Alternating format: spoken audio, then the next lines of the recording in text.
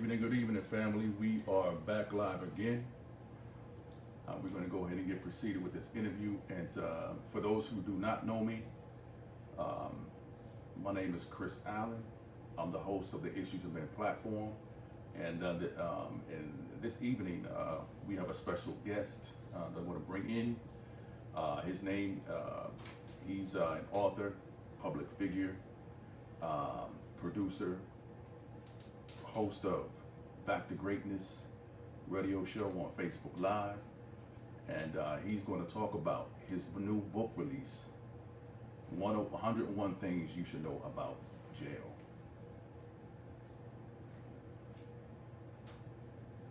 And so as soon as he comes in, I'm getting ready to go ahead and bring him in.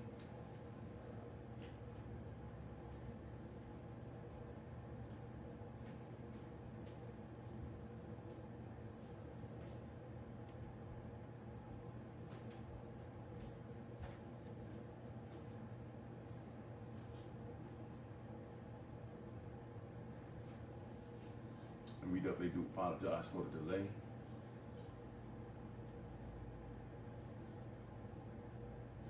We're about to get into it.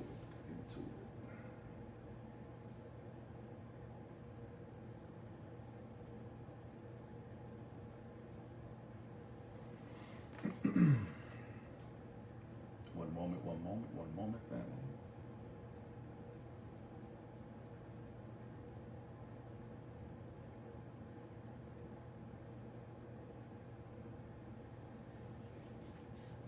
How's everybody doing this evening?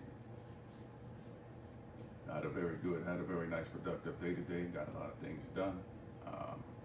Also took an hour rest. And I said, when you kind of get my age, you definitely need some point in time where you need to go ahead and get a little rest during the course of the day. Half an hour, 20 minutes, and I'm good. All right, so we're just waiting for my mans to get on in and come on in. We're gonna go ahead and get started.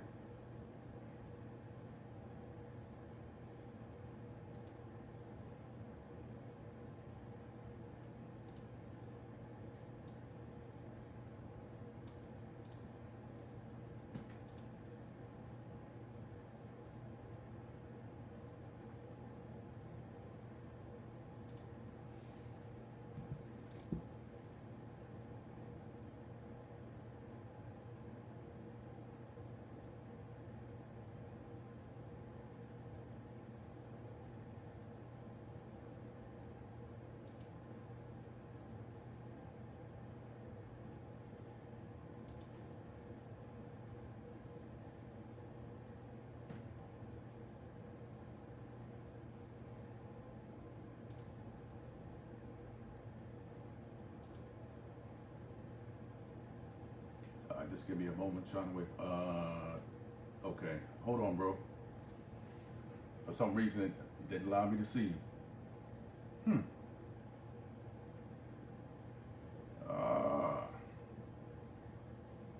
I see. Hold on for a sec.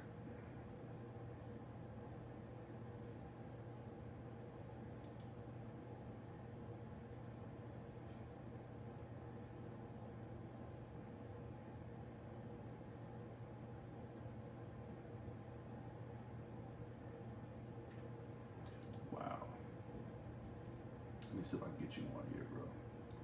This thing is acting up this evening.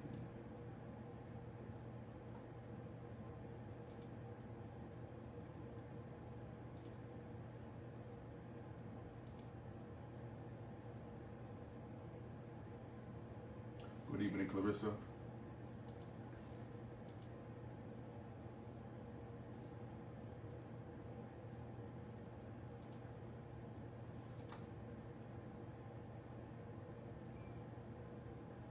Golly, good evening, brother. Good evening. Just 1 second. Just trying to, for whatever reason, I'm trying to get my partner on this evening, trying to get him to get in here, and it's not allowing me to see him, view, nothing right now. Not to bring him in.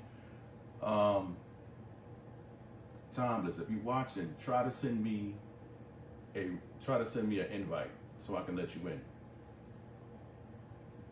There's a few viewers on right now. I'm seeing the names pop up, but I don't see yours to invite you in. So see if you can look on the bottom of your page on the screen, and there should be. It looks like a man, and there's like a little screen next to him. Press that and see if it allow you to a request for an invite in.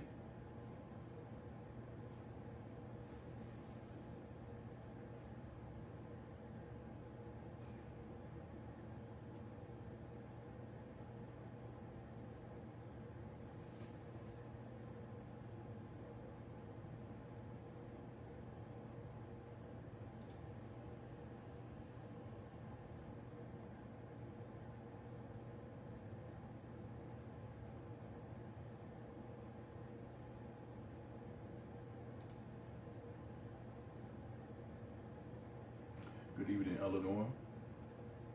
Just one moment. I'm just trying to see if I can bring in. Nah, let me cancel that. Can't do that.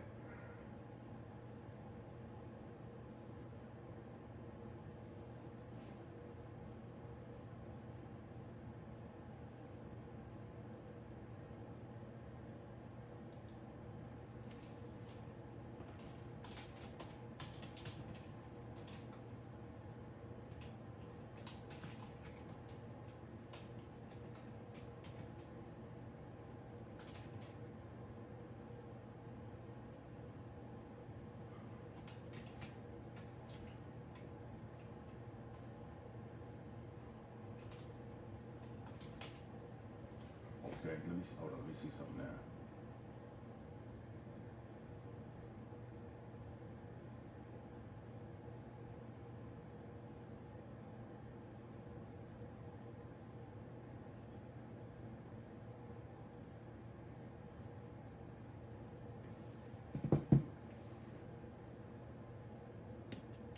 Yeah, let me see if okay.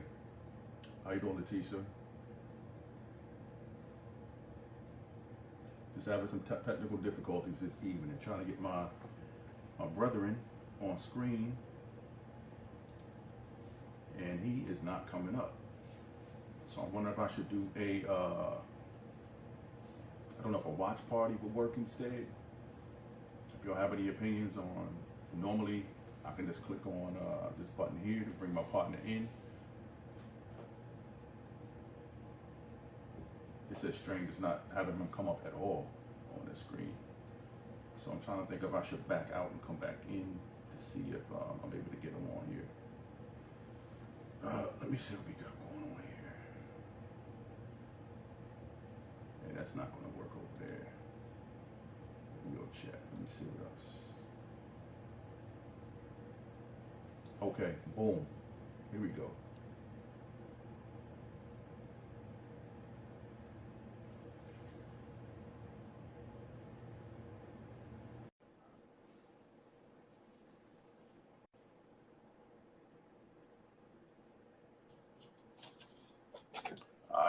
All right, family. So what I'm gonna do this evening is I'm gonna go ahead and do a recap really quick. Let me see if I can get this volume down, get this volume correct a little bit. Mic check, mic check. Thomas, how you sounding over there, bro? Mic check, mic check. How you feel? How you feel? Can you hear me? Yeah, I can hear you. You sound good. What? I see you got a beautiful audience. How you feel, audience? We're gonna have some fun tonight. We're gonna learn some stuff. We're gonna do some stuff. Oh, absolutely. That's right. Yeah, absolutely. And for those who That devil slick, boy. That devil never stops working, boy. They say he works overtime. I didn't think he was working tonight on our shift. Oh, he was working He's hard. here. Yeah, 2 or more gathered though. So we're gonna put the Lord in this one. Rock it out, baby. Yes, sir. Yes, sir. Right. So for those who don't know me, I'm author Christopher Allen. I'm your host for this evening for the I.O.M, the issues of men, where we boldly approach topics that men are experiencing, but not always willing to admit or address openly. And we have a special guest this evening.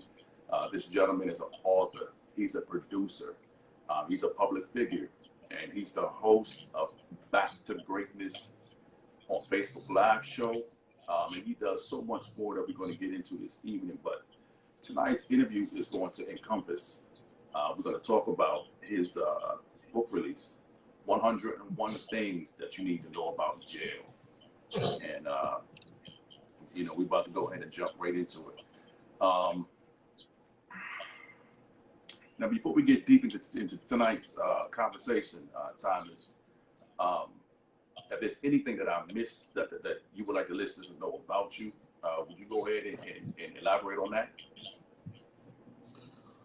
Well, you pretty much summed it up. I'm very dynamic. I know things that only 5 people in the world know, and tonight I'm going to just share a few of that, a little bit of that energy with y'all. I'm an author, like you say. I'm an entrepreneur. I'm a motivational speaker. My radio show is not just on Facebook Live. It's on 95.3 FM, WHGE. That's Wilmington, Delaware's only black radio, but I do stream it on Facebook and on other social media platforms around the world, other podcasts around the world. I'm up and coming, and it's me and you, Chris. You know, I believe I'm one of the people that knows that they're chosen. So whenever God puts me in somebody's path or puts somebody in my path, I automatically know that you are chosen as well. I tell people, I don't care if you took a picture with me or shook my hand or seen a video or whatever, I'm sure that you're a chosen person. Many are called, but only few are chosen. So even the people that are watching, I'm sure that they're chosen people. I know if they look back on some incidents that probably happened to them along the way, that they know that they're chosen as well. Oh, absolutely. So let's get this chosen energy together, man. Let's get it. Let's get it. You see all them light signs that went up in the air? They know that they're chosen. Oh. The devil's a liar. I'm trying to tell you, man. All day, every day. Yeah. And so, Thomas, you know, my first order of business this evening is that when I read your book, it was very well written. It was genuinely from your perspective, and it also it was very easy. It was very easy to understand. It was a very easy read. Like, it was hard for me to put it down because I was like, there's so much stuff in it, but it came across so smooth. I was like, okay, what are you going to say about this? What are you going to say about that? So, for the listeners to gain a better understanding of what goes on in prison, and for me, I was thinking that your book was about having individuals, young, old, men, women, the whole gamut, have a better understanding of to think twice about thinking that this is a good place to come to. So what is your take on that? And tell the viewers why you wrote, why you wrote your book. Okay, well, foremost, because we didn't start conventionally because of all the technical difficulties that we experienced. Foremost, before I get into the book, Chris, I'd like to say thank you for having me on your show. And I really appreciate that because you're a brother and you're doing something that's positive. And these days we have to support each other in these kind of endeavors. Issues of men, that's a serious theme within itself because men do experience a lot of things. And a lot of times people think, oh, they're men, they can just handle it, you know, like we can't grieve or cry or like we don't need a therapy or some type of support group or whatever the case may be. And we need it. So your theme in itself forces me to salute you, man. That's real big and it's real humble. So again, you're meek, you will inherit that earth, man. So getting back to the book, you say what made me write the book? Well, here's why I wrote the book originally. I'll be honest with you. Originally, I wrote the book for monetary gain. I did 13 years in the penitentiary. Unfortunately, I did it on the installment plan. I did 2 years. Then a few years later, I did 5 years. And a few years later, I did 6 years. On my last bid, which was the 6 years, that's when I decided it was time to grow up. I couldn't keep going back and forth. But what I did understand was that prison wasn't about reform anymore. It became an enterprise. It was an industry. It was a financial thing. It was economical. So I seen all these corporate companies buying private prisons and spawning rehabs and doing all kind of stuff. So I figured, I said, well, look, I gotta get my dollar out of this thing. I done gave them all this time. I need to get some money out of it too. So I wrote the book.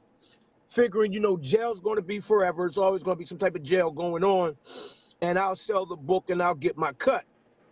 But as I started selling the book and people started reading it and I started getting reviews, again, you know, God came in it, you know what I mean, in the midst. And it became a thing where as though more as though shouldn't be about the money, it should be about getting the message out there. Absolutely. So then I started getting more sincere with it. So that's where I'm at right now. If you pardon me for 20 seconds, I gotta blow my nose. 20 seconds. No problem. Excuse me, everybody. Don't want to get that Corona Daytona, so I gotta blow it on out of there. Absolutely. Yeah. Yeah, it ain't nothing to play Yeah, with. Corona don't discriminate. I happen to be in my vehicle because I was on a travel today. Yeah, unfortunately, I'm not in the office, but not really unfortunately, because when I'm traveling, that's a good thing too. I gotta bless other cities with my presence as well. I'm in Baltimore right now. But anyway, so the book. So the reason why I wrote the book, now besides the monetary, besides God and all that, the reason why I wrote the book, because I did want to get the information out of there. I felt everybody needed to know that we are all, as citizens of America, we are all one mistake, one misunderstanding, one lie, one officer having a bad day. We're all one something from being in jail. Okay, we're all one misunderstanding from being in jail, one mistake. However, not only are we all one misunderstanding, one mistake, one lie, one officer having a bad day, not only are we that, but we are all of those things. And plus, when we land in jail, our very first cellmate could have 17 years in all push-ups. See, now it changes. Now the dynamic changes because you just went from being a civilian to being caged with a savage beast. And you need to know how to conduct yourself in case something like that happens. I mean, here you're a regular guy. You go to church, you got a good family, but maybe you were sipping some wine or something with your friend at the dinner or whatever. The cop pulls you over, gives you a DUI, you land in the jail. You got to know how to conduct yourself. You know what I mean? You're just a weekend warrior. You're trying to make it to a Monday. Right. And here's a guy that already knows he's going to be there for the rest of his life. So that can happen. Yes. And it does happen. And it does happen. So I wrote the book so that people can understand what goes on behind those gates, those walls, the voice of the voiceless. People are forgot about. People that go to jail, I'm sure everybody who's looking, if you're black, not just, it ain't a color thing, but if you're black, I'm sure you probably have a relative, a neighbor, a cousin or something, an old boyfriend or girlfriend that went to jail. So we know that this is a part of our world directly and indirectly. So it affects us. So when people go to jail, they're forgot about. And a lot of times we flip on them. First thing we want to say, oh, nah, we told him about that behavior. No, he should have stopped doing that. Nonetheless, you know, they're in there, and I want you to know what's going on in there with them. So I put it all in the book. And then I got audacious with it. I gave you a bonus chapter. That's right. I had the audacity to give you a bonus chapter. If 101 things wasn't enough that you need to know about jail, I gave you a bonus chapter of 50 questions that you should ask anyone returning from prison, because here's a whole nother dynamic. Now, jail in itself is another world. This is like Afghanistan. This is like going to Kuwait. We're talking about like the real Desert Storm. So the person in there, now when they come home, they're going to have a PTSD, whether you like it or not. So you're going to have to know how to go through that transformation with them, that transition with them. Your friend or family member or neighbor that went to jail is not going to be the same person when he comes out. Facts. So I gave you 50 questions that you should ask them. Now, in the 50 questions, I remember I was on this one show. These women were interviewing, and they said, man, I read those 50 questions. They said that those questions aren't just for somebody who comes out of jail. They said, I'm going to ask them questions to some men I'm dating. Yeah.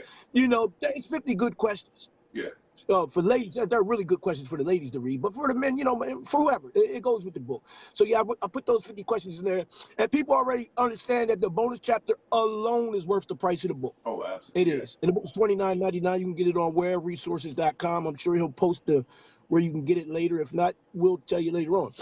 But yeah. And again, you talk, you know, when you say you talk about the value, $29.99 for a book.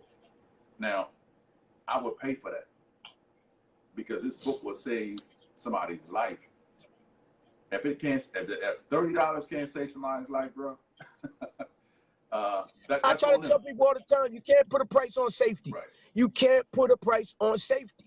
You know, and here's something ironic about that. I'm not any type of religion or whatever. My religion is, you know, I got my own higher power or whatever. The book got published on a Christian publishing company. When the brother read the book, he was like, whoa, whoa, whoa, whoa, whoa. He said, man, this is redemption. Mm-hmm. He said, man, I got to get this information out there. I got to help you. He said, I got to put my best foot forward. So even, you know, righteous people understand that this information needs to be out there. So like you're saying, Chris, $29.99 is a small price to pay.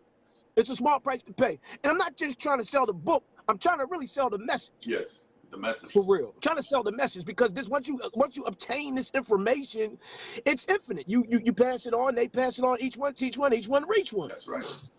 You know, and again, for me, like I said, it contains so much information and great information. It's like, wow, like, you know, again, I couldn't put it down. So when I had the time to put it down to come back to it's a page turner. It's an easy read, but it's a page turner. Again, because again, I mean, the way you broke certain things down, again, it was amazing. So what I wanted to ask you first was, would you be able to tell the viewers what's the difference between a precinct, a jail, and a prison? Because I honestly know that they kind of three different entities based on. Okay. Oh, go ahead. Well, yeah, I'm gonna let you holler that. Okay. Well, precinct, that's just the local little district, little, you know, where the cops. That's just the local little neighborhood precinct. That's just you know, that's just the little containment area. That's the turnkey area when you first get locked up. That's from the back of the cop car. You're going to the precinct for them to book you a little bit, and before they take you to the jail, before they take you to the county jail. So you're at the precinct. That's the police station. Yeah. Precinct is the police station. Mm-hmm. The jail, that's the county. Now we're talking about this part of your sentence is where you're hanging out with your little buddies, your little gangbanging friends, the other people from the neighborhood, people from cross town or whatever. Like I said, the weekend warriors, the DUI guy. The county the county lets you do a year and 1 day and under. You could do that in the county unless it's insinuating circumstances, and then you can stay a little longer. Anything after that, you got to go to the penitentiary. The penitentiary is where the hardened time is served. But even from the precinct on, you're in there with murderers, rapists, pedophiles, thieves, crooks, slick ones, trick ones, from the precinct. Everybody got to start somewhere. It starts at the precinct. So from the precinct forward, you need to know. Yeah. You need to know, because the book doesn't just tell you how to conduct yourself around the inmates. It tells you what's going on with the COs too, the officers as well. And so Colin said, he said, thank you, sir. Yeah. He says, I'm on Facebook working with the kids in Potomac Gardens, D.C. And he says, I have a poem book that is out as well. And he said, there's so much going on inside. He was like, thanks for this. Hey, thank you, Khalid, man, and not just for that comment, but for working with the kids, because this is what we have to do if we want to save our communities. Because a lot of times we're looking for some mystery God flying around in the air to do it. God doesn't work like that. He comes down and works through people like us. He's working through Chris. He's working through Khalid. He's working through Timeless Thomas, aka Alter Ego Big Deezy. This is how God works. And you know, so I also wanted to find from your perspective too. And this is not necessarily based on your book, but from your perspective, are black males innocent until proven guilty, or are they guilty until proven innocent?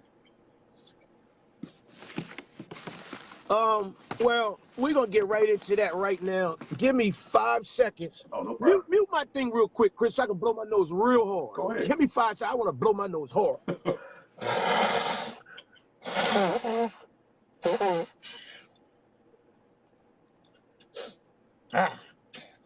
Excuse me, everybody. You know, you good. I mean, you got to I had to blow do my nose because I had to blow my nose because I'm human. That's right. I'm human. So look here, man. The criminal justice system is supposed to work innocent until proven guilty. However, being a person of color, you're guilty, period. And see, here's what's bad about the whole thing.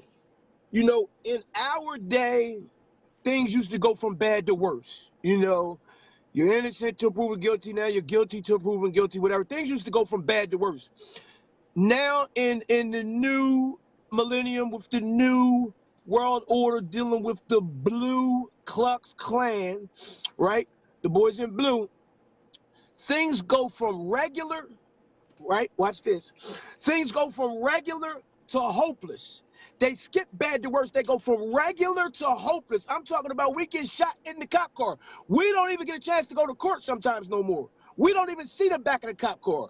It can go from, sir, your turn signal, you didn't signal, to he reached, and a hell of bullets rain on you and your wife and children. So that's another thing that I talk about too, not in the book, but you gotta listen to my show sometimes.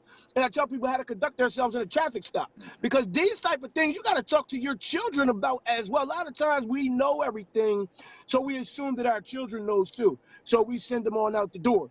You have to consciously say this stuff at the dinner table. Yeah. Like, yo, son, if you get pulled over, you know, Dad, I know. Nah, you don't know. Let me tell you something. I need you to come home tonight. Yeah, it's real. It's real. Yeah, it's just that real. But yeah, now the system ain't for us at all. The only ones who make it through the system justly are the ones that have enough money to dig Johnny Cochran back up. If you can't really get good legal representation, then they're just going to treat you the same way. I mean, if Nelson Mandela had to do 27 years, what do you think you can do? You know what I mean? He was a whole president. Right. So, yeah. That's real. Yeah, okay. All right. Yeah. And I was just putting in the chat box here the things that you and your kids need to know, you know, when being stopped. So it's just something that people, I just want them to, you know, just kind of keep that in mind about the etiquette of what you're supposed to do, and not let it, I mean, sometimes it will save you, sometimes it's not going to, because it's just the intent about what's really going on in this world right now. Now, I know for myself, as I was reading your book and you was talking about the Miranda rights, and you know, things get real when you being read your Miranda rights, bro. And it means that you going to jail. Ain't no ifs, ands, no buts about it. Yeah, you know, you going to jail. Would you be able to tell the viewers a little bit about the pros and cons of being read your Miranda rights? Okay, well, the Miranda, that's it's really a good thing. Once they read you your Miranda, then, like Chris said, you're on your way. But the key words in the Miranda is you have it starts it off. You have the right to remain silent. Anything you say can and will be used against you. Absolutely. Now, here's the catch. If this is the first time you're ever hearing this, it flies right out your other ear. Because you're so focused on the goofy Hollywood show they just did to you. The lights were flashing. Here's this dude, he jumps out in a Batman suit looking like a stormtrooper. He got his bat belt on with walkie-talkies hanging off and stun guns and guns. And you're scared, your adrenaline's pumping. His handcuffs are clickle-clackling. So the last thing you even hear is somebody's Miranda rights. Right. But he says them to cover himself, right? And you by the time you get downtown, right? They hype you up in the back of the cop car and all that. By the time you get downtown, you're so scared, you end up volunteering so much information that that's what they use to build the case against you. Now watch this. Let me drop some jewels and educate, right? Because everybody get your pencil and paper. For all you millennials, get to typing. The cop wasn't at the case. He wasn't at the crime. I don't even care if you killed 30 people. The cop was not there. Nobody knows what happened except you and the people it happened to. The cop builds the case off of what you say to him downtown in the interview room. That's where the case starts. That's why the detectives come in. They wear you down. Okay, if it's a serious case, they'll start you off at 12 o'clock at night and talk to you till 4 o'clock the next day because they know if nothing else, you'll get so tired you'll confess to it. You might not even do it. You just want to get out of this stupid room and go somewhere and lay down and talk to somebody different. And that's a tactic that they use. So if you didn't do something, you know your son didn't do something, you need to tell them to stick to their guts. Now, stick to their wits. But now, also, the Miranda. It says you have the right to have an attorney present while questioning. That's the next group of sentences. Once you lawyer up, now it doesn't happen like Hollywood. It doesn't happen like SUV and LAPD Blue and all that. It doesn't happen exactly like that. I want a lawyer, then they just run out the room. It doesn't happen like that, but it will be documented on file, and then that little camera that they're recording in the little corner, it'll say right there, he said he wanted a lawyer. Everything after that will stop being it will stop being able to be used against you. Yeah. Once you lawyer up. So you need to lawyer up from the very beginning. You just need to lawyer up from the door, because then you're also able to use the Fifth Amendment. So here's another thing too. We're all in this country, right? We're in this capitalist country. We don't even know the rules. The amendments govern the law of the land. That's the laws that govern the land.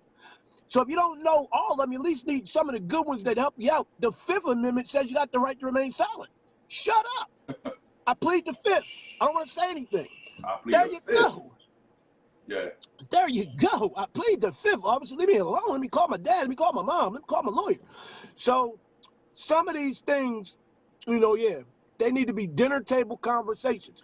And if you don't have one of them Leave It to Beaver families that has a dinner table and you get your son on weekends, then that's what you need to start off with on weekends before you take them bowling. Yeah. And so, Yeah. one of the things that I tell adults in my mentor groups, I tell male youth, I tell the female youth, when it comes to when you give somebody control of your life and your well-beings, yes, you do have rights, brother, but your rights, your beliefs, your thoughts and feelings don't matter, because you don't have control anymore on how these individuals treat you once you get on the other side. So even when they're, in your possession. So no matter what rights you have, they don't necessarily have to abide or keep them. They're going to do what they want. They got a whole different set of rules on the inside. Well, this is true to a point. I mean, yeah, that's true to a point. Yeah, at the end of the day, ultimately, yeah, they can do what they want. But however, at least once you get over there, there's other people available. You have counselors, you have therapists, you have doctors, you have school teachers, you have other inmates. You know what I mean? There's other people that can bear witness to what's going on. Now, if you're a super duper problem, then yeah, they'll snatch you right out of population and ship you to Timbuktu. But I mean, if you're just, regular Joe who gets in a fight here and there or is trying to change his life or whatever. Here's another story I like to tell, Chris. Let me put this one out there. I tell this story a lot to the shooters, to the killers. Here's the story. Okay, you're going to shoot somebody. You get about 15 minutes worth of fame till the next person gets killed. You get like 15 minutes worth of fame. Oh man, he killed, what's his name? You go to court, you lose. You go to jail, maybe the judge spares you, he gives you 20 years. The first time around, he gives you 20 years. What's going to happen is this. 3 years into your sentence, right? And that's if after, like I say, the first cellmate don't got 17 years and all that, if he don't let you live and all that. About 3-4 years into your sentence, you're going to start changing. Because obviously when you do this crime, your mind is underdeveloped. These guys that do these ridiculous decisions are 18, 19, 20, 21, they're babies. 3-4 years in, you're going to start changing. You're going to grow a little bit. 4 or 5 years in, you're going to meet a super duper religious guy. He's going to be a Christian or he's going to be a Muslim. He's going to change the name from the one your mom gave you and school you. You'll get some spirituality. It might be working for you and this and that and the other. 8 or 9 years in, you are definitely not the person who pulled that trigger. That is definitely not you anymore. Facts. Now, guess what? Here's my guess what. Who cares? Nobody cares. You did the crime, you did it, it's done, you still got to do your time. So that's what I like to tell people. And that's what I tell my shooters and killers. And anybody that has a mentor group, anybody facilitates anything with the kids, let them know that story right there. Right. Let them know that story right there. Yeah. And I mean, it's a bunch of little other details you tell them. You know, you can't forget 17 years in when the officer calls them up to the chapel and tell them their mom died or your daughter got raped, and you can't do nothing. You're locked up, dummy, because you made a mistake 7 years ago. So you gotta tell them those stories too. But I mean, the overall gist of it is you know what I said. Yeah. And Yeah. you know, some of the things that you talked about. And I just want to know, I have some questions here that I'm going to ask you in regards to, now you're talking about, when you go in, you're given specific types of clothes to wear, and you're given an ID number. How does that psychologically impact you? Or did it have any impact on you as far as them calling you a number, or you got to, you know, recall the numbers and things of that nature? Well, it depends on. That's really not that big, the number thing, because you don't really, a lot of us don't understand numerology anyway. The only numbers we really know is really none. You know, back in our day, we knew 8 or 10 phone numbers. We had them on cap. Nowadays, we just only have to look in our contacts and push, you know, what button is, you know. Numbers don't mean nothing to people who don't know numerology. So being a number, being called a number is nothing. However, what they don't know is that number will follow them. Mm-hmm. That's their same number. That number will follow them. And the clothes, I don't really think that's a big deal either. You know, you can't wear your clothes you bought from the mall. Oh, absolutely. But what it will do for you on the flip side of this thing, on the struggle side of the spectrum, it will let you know that you can survive without paying Tommy Hilfiger and Ralph Lauren and Michael Jordan all your money. You know, you only need, because you're only going to get 2 uniforms and 2 pair of maybe used underwear and get kicked out into the population, general population. So it will let you know that you can survive with the bare minimum, whether you like it or not. Yeah. It will let you know that everybody got the same uniform on, like school clothes, school uniform. So there's no big eyes, little U's. You got the same thing on I got. So, you know, it'll help you in that way, but it'll definitely take your swag right from you. Yeah. Yeah. It'll turn you into a regular person immediately. Yeah, it'll take that creativity, all that wearing your hat a certain kind of way, your knees, shoes, and this, that. Nah, it'll kill all that for you. And I would say another thing that I also talk to the youth about is, you know, you think about your privacy, right? When you talk about that bathroom, You say privacy? yeah, your shower situation, there ain't none. Ain't no privacy. Right. Ain't no privacy. Ain't no privacy. There's no privacy. You're going to shower with men, you're going to poop with men, period. Mm-hmm. Period. You're going to shower when lady guards are walking on the tier, you're going to poop when they're walking on the tier, period. Whether your thing is hard or soft, she's going to see it, period. So I don't care. There's none of that. So, yeah, as far as privacy, throw it out the window. Throw it out the window. And also, you have to even know how to turn and curve in the shower, because you got straight up punks, again, that can bench press 400 pounds on their first reps. They ain't even heat up to their 600-pound press yet, and they're looking at your butt. They're looking at your wiener. They're sizing you up for it. They're looking at your long hair. They're sizing white boys. They're looking at him. Oh, look at his long hair. They're seeing a girl when they look at this guy. So, yeah, all of that matters. Yeah. So, yeah, if you thorough, you wear your boxers in the shower. If you not, then somebody will show you what you do when you expose yourself. Phew. Yeah. That's deep. Yeah. It's not deep. It's just real. It's just what the savages are. Yeah. That's what they do. Yeah, that's where the savages hang at. What the deep part about it, if you want to know the deep part about it is that same guy's going to come home and hang with his wife and kids and act like he's not gay and act like he might not have a disease. That's the deep part about it. Yeah. You know what I'm saying? That's the ugly part right there. You know what I'm saying?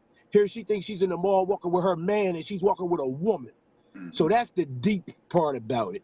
But outside of that, yeah, you know, it is what it is, because homosexuality is accepted in these days and times, and you know it's taboo to even really go where I want to go with it, so I'll leave it alone, because that's not the conversation. The conversation is about jail and a shower. Yeah, but yeah, that's where it can go down. That yeah. Which again, you need to know how to buy the books so you can conduct yourself. You don't want to get choked out. You don't want to be a victim. Right. You don't want to become a victim. You know, you want to see victory in everything you do. You got to win in jail. You got to win in everything you do. I don't care if you're playing cards, checkers, if you're spitting, if you're throwing racing roaches. You got to win. If you lose, you're weak. It's only one winner. The second place is the first place loser. Yeah. It's only one winner, and that has to be you. And if you lose, everybody else sees you. Remember what I said, many are called, only few are chosen. When you're at a basketball game, it's only 10 people on the court. I don't care if you're at the LA Arena, 30,000 people, but only 10 of them are on the court. Only 10 people were chosen to play. Everybody else is watching. So that's how jail is. When you lose, everybody's looking at your weakness and why you lost. So you have to win. So you have to win. So let that be something I'm telling you too. Yeah. Because see, if you lose in that, I might as well take your dinner from you tonight too. Because you can't beat me in that because you couldn't beat him in that. So I'm getting your cheeseburger tonight. For sure I'm getting it. I'm already counting it in my stomach. I'm already sizing the ketchup up that I'm going to put on your cheeseburger. Because you didn't win. Yeah. Wow. You couldn't beat Sucker Bill in checkers. I know I'm getting that cheeseburger. Yeah. Yeah. It's real, Chris, man. It's real. And let me tell y'all, I'm not that person way no more, man. I haven't been in jail since 2010. I've been home 11 years. I haven't got locked up. I'm not on probation or parole. I give back. I still carry this demeanor because this is who I am. I'm institutionalized a little bit. My wife gets mad at me. I won't change clothes sometimes for a month. But I get money. I got plenty of that. But I'm institutionalized. You know, I'm far gone. But I mean well. I mean well. But a lot of times, you know, we get institutionalized, we get caught up because I got caught up in that thing. We only need 2 uniforms. So when I go to the mall, I'm mad at Ralph Lauren because he's getting my people's money. I'm mad that these people are standing in line all night long to get a pair of sneakers to get Jordans, and they cost $200. Well, we could wear $50 Pumas, and you could put the other $150 on a stock on Wall Street or something. You could do something way better. Put it on your college fund. Put it on your kids' diapers. You know, I'm mad at that. But everybody's not going to see things from my way, so a lot of times I have to swallow my perspective. Absolutely. But I definitely have one. Now, in your book too, which I thought was interesting, because it happens every day on the street. You talk about people who have mental issues or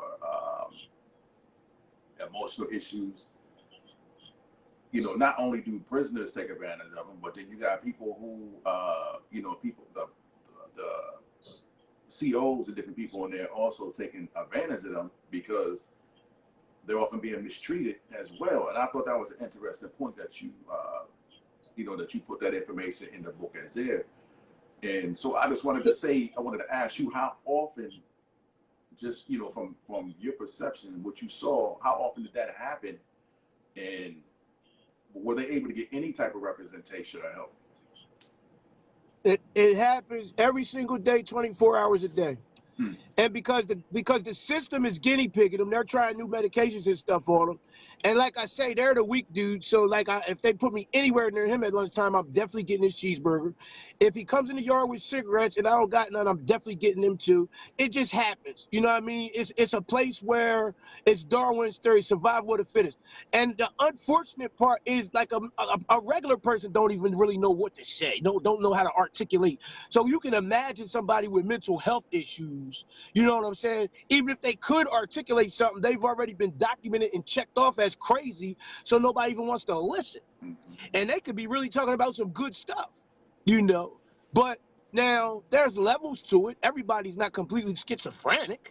But I mean, the ones that are spaced out, that are walking around, and you can tell they're doing the Thorazine shuffle, yeah. They got it bad, man. They got it bad. And here's what's worse. You know, we always talk about what's worse. What's worse is that man is somebody's father. He was somebody's husband. He's definitely somebody's son. You understand what I'm saying? Yeah. So when we leave our peoples in there like that and they make that bad turn mentally, because you don't know what would happen if the judge told you you have 35 years to do and you're already 35 years old. You're starting to count like, damn. Yeah. You understand what I'm saying? So it can drive somebody crazy. You might go straight to the nurse and say, look, I need a little something to help me get by. Yeah. And that little something that she gives you might not be what you were asking for, but it was what they wanted you to ask them. They just needed you to say that so they could put it on paper so they could try this new Zoloft on you. Yeah, man. Now, Tom, yeah, it's real. It's real. one of our viewers tonight, Eleanor, says, "Do you become mentally hard in lockup?" Say it again, bro. She said, "Do you become mentally hard in lockup?" So she might need to maybe elaborate a little bit. Mentally hardened. Yeah. So Eleanor, would you be able to elaborate a little bit more on that? When you said become mentally hard in lockup, like um, just Yeah, break it down a yeah. little bit more. No, all right, let me blow my nose real quick, because like I said, I'm in a box right now. I'm in my car in Arizona. Give me 5 seconds. Cool.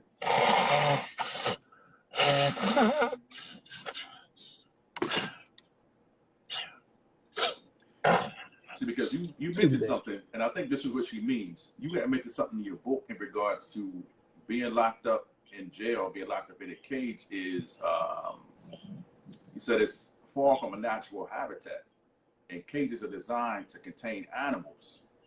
And you mentioned something about you can become easily uncivilized. Right. So I think Right. she is, asking, what, Yeah, yeah. clarification on that. You can definitely, again, being secluded. Let's say you're in the hole, and when you're in the hole, you're forced to play wall watch for however many months or years you're back there. You can definitely lose a grip on reality. You can, and if you don't have a bulletproof, what I like to call a bulletproof mind, if you're not extremely mentally strong, then yeah, your mind can play tricks on you and you can lose your grip. But however, um, don't think I'm saying all negative things. The same stuff I'm saying with all this negative publicity, there's some positive dudes in jail too. There's some kings of kings. There's some dudes that can recite the Bible in 3 languages. There's some dudes that can recite the Quran in 3 languages. There's some people that know their stuff so well they can levitate like a foot off the ground. There's some people who have absolutely no Western hemisphere in them at all. I'm talking about that stuff like I talk about like Polo and all that. These people don't even know who Polo is. They've been locked up since the 70s. Like there's some people, there's some gurus in there. So, you know what I mean? There's some great teachers. The teachers in there, and I'm not talking about school teachers. I'm talking about the teachers that's in the yard that are going to teach your son how to be a man because you slipped on the job and he went to jail. So now somebody else got to teach him. There's some people with very strong minds, very strong minds. But again, there's some people with weak minds. See, here's what happens. Now, watch this. Let me give you a scenario. Our children have been hijacked from us, okay? It's a digital warfare going on. This is why our children, they don't even got an attention span. They took that. You can't talk to your kid. He's like, okay, hold on. He's typing, he's texting, you got something in his ears, he's listening. It's a digital war. They turned them all into androids or iBots. Okay, now watch this. Can you imagine one of them going to jail? They already don't have a mind out here. Right. Now put them in jail. That is it. They're done. They are done. So yeah, jail can, if you're weak-minded, it'll trash you. If you're strong-minded, most of the time you'll get stronger. If you're in the middle, you can go either way. You can get weak or you can get strong, or you can always be a success story. You can come in as you know what I mean, underdog, and you can always come all the way up and be the main guy. So it's, with those scenarios, anything can happen. But yeah, the mind thing is a definite part of it. But what I like to always tell people, that being locked up, the body is comprised of 3 things: mind, body, and soul, mental, physical, and spiritual. Only one part got to be locked up. That's your physical. Your mind and your spirit can leave the gates at any time. You can soul travel, you can mind travel at any time. You can do telepathy. See, you got people in there that's doing telepathy. We go all the way back to before cell phones. We go back to sending a pigeon, because that's the type of stuff we had before the white man took the earth and did what he wanted with it.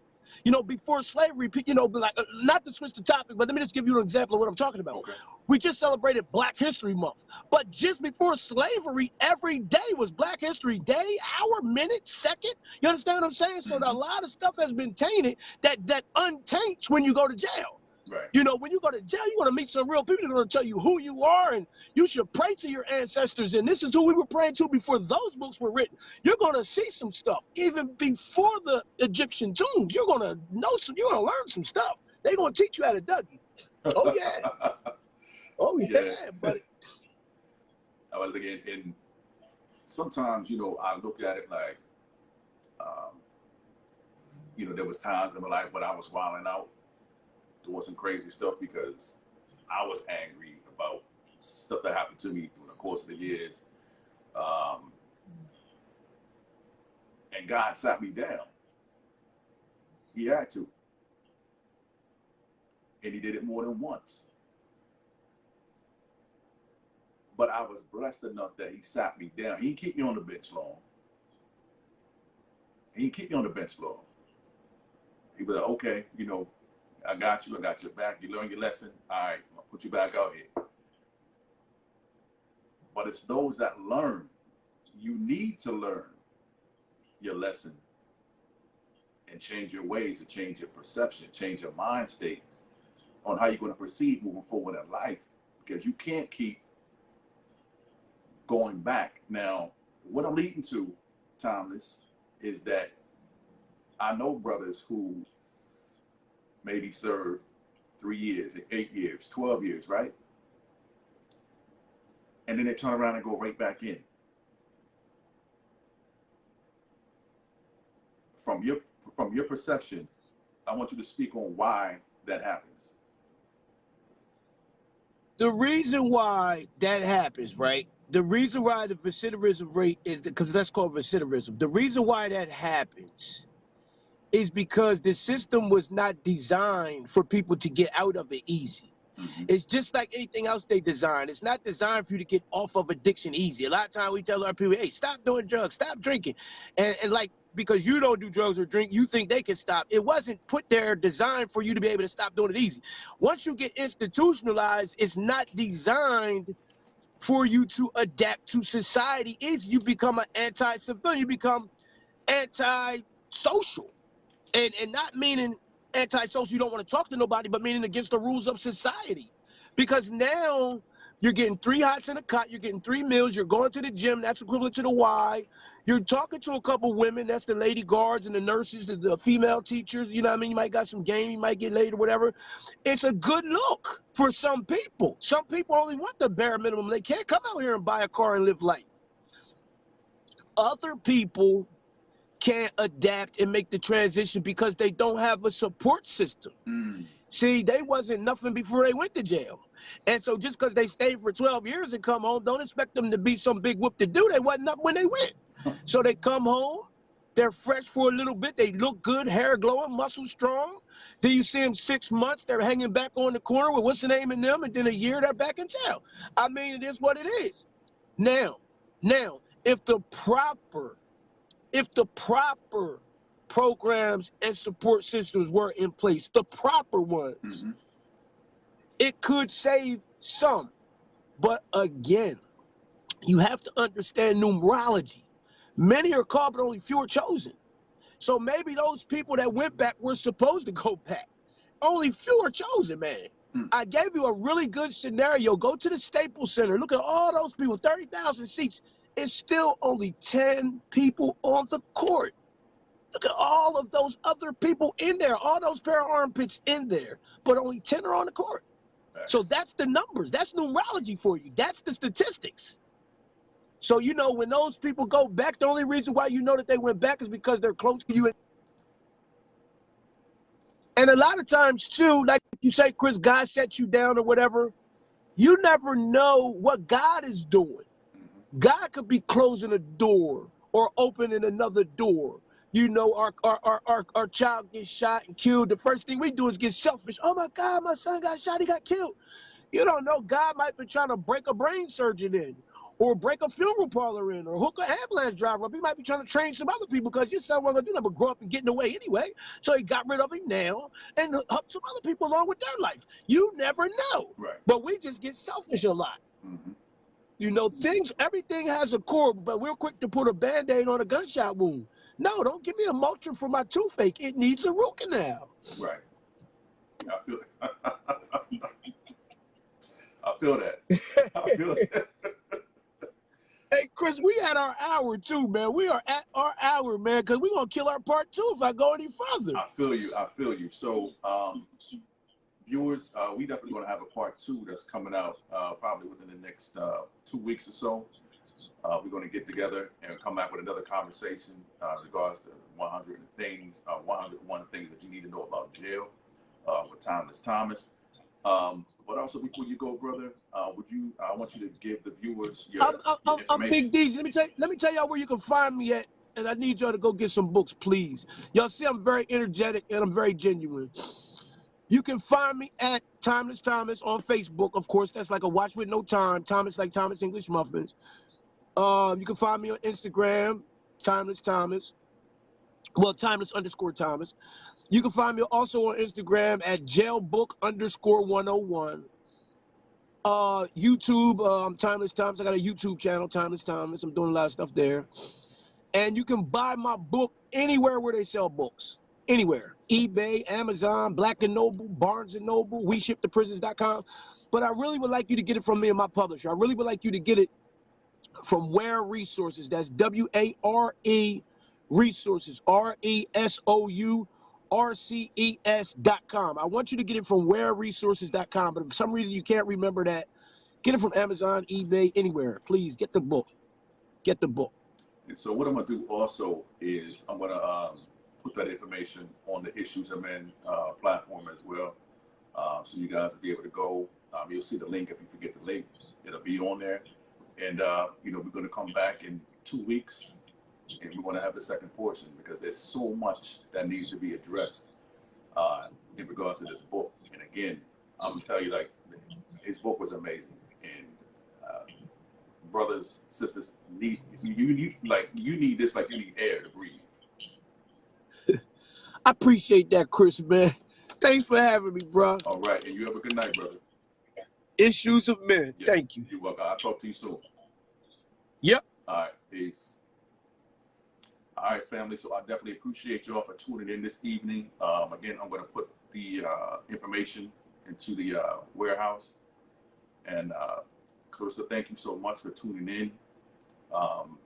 It was funny. Listen, the enemy was working hard tonight trying not to get us to come on to talk about or even address this. And I wanted to, I read the book and I was like, I got to get this gentleman on here. I got to get him on here to, to address and talk about it. I was talking to him on the phone. And, also, we had video meetings and things like this prior to tonight. So I'm talking about technical difficulties and things was just, it was kind of messed up this evening at first, but we said, okay, look, we got on about 9:20, things is acting up. So we just continued from 9:20 till now. And again, thank you all so much for tuning in. And let me go ahead and put this information in here, wareresources.com.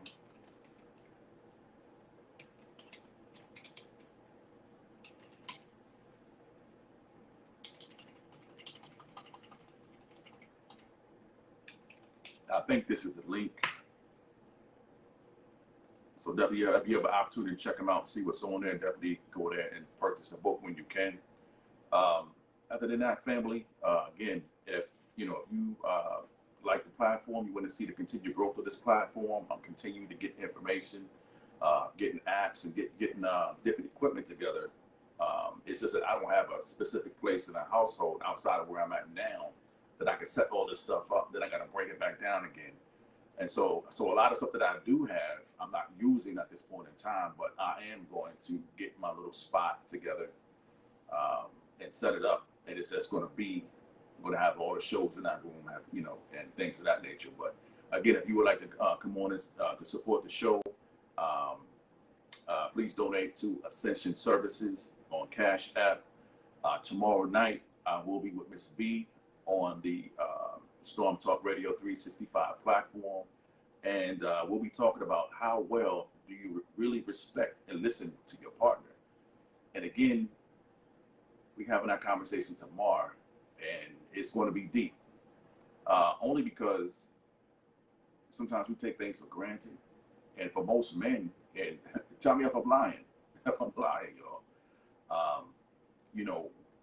As far as the women are concerned, we expect women to wait on us hand and foot. We expect women to be there, listen to us, at our beck and call. We have a lot of things that we expect women to do, But on the flip side of it, on the respect side of it, you know, when they want to be listened to, when they want to be X, Y, and Z, we are so quick to dismiss that, or it's not important to us.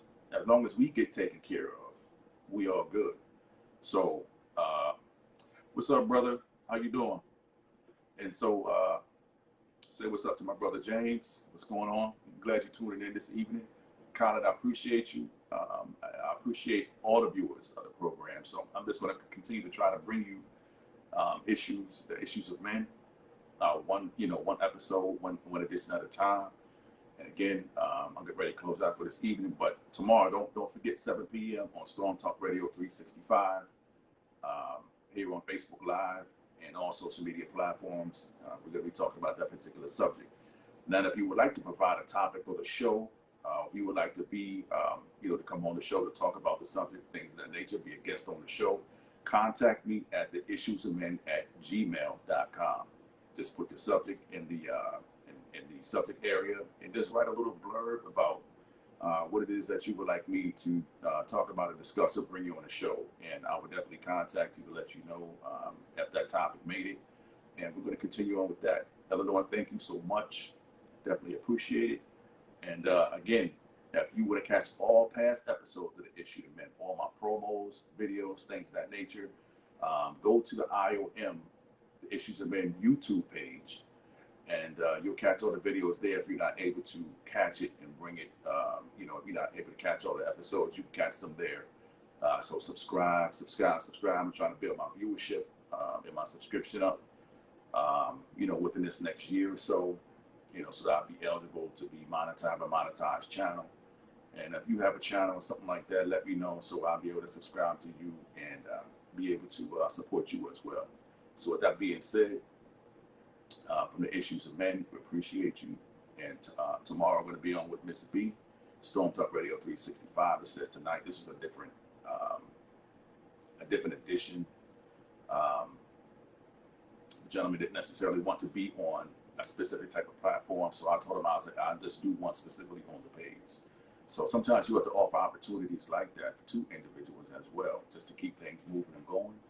And with that said, I'm out. Peace. See y'all tomorrow, and also Wednesday of next week, 7 p.m. Love y'all.